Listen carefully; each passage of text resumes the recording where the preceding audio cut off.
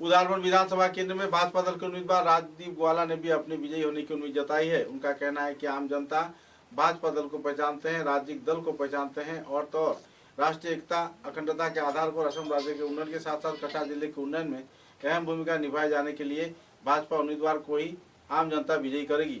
उदारवन क्षेत्र में जो समर्थक उनके साथ जुटे हुए हैं, उनके साथ सभी स्तर के समर्थकों को एक मंच पर लाकर आने वाले विधानसभा चुनाव लड़ेंगे और बड़ी मात्रा में भारी मतों से विजयी भी होंगे। पत्रकारों के साथ बातचीत के दौरान उन्होंने संदर्भ में खुलासा भी किए। কেমন মনে হচ্ছে ভোটের আগে আবহ এই মনোনয়ন পর্বে যে উৎসাহ নিয়ে আমাদের এই ভারতীয় জনতা পার্টির কার্যকর্তারা জনগণ ভোটাররা যেভাবে উৎসাহিত হয় আজকে আমাদের এই সভাতে উপস্থিত হয়েছেন বা আমাদের সঙ্গে ওনারা মনোনয়ন পর্বে উপস্থিত হয়েছেন, তার জন্য প্রত্যেক কার্যকর্তা জনগণকে আমি ধন্যবাদ জানাচ্ছি।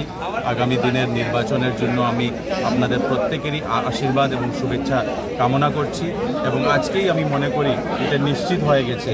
যেভাবে আপনারা দেখেছেন জনসমুদ্র আমাদের এই মনোনয়ন পর্বে হয়েছে, আমার মনে হয় ভারতীয় জনতা পার্টি প্রত্যেকটি কাছাড় জেলার 6টি সিটে আমাদের প্রার্থীরা রয়েছেন, একটি সিটে আমাদের মিত্রজোটের প্রার্থী আছেন। আমার মনে হয় 7টাতে 7টাই এনডিএ বিজয়ী হবে। 7টাতে 7টা ভোটটা কোন দিকে যাবে বলে মনে হচ্ছে, কি আশা করছেন?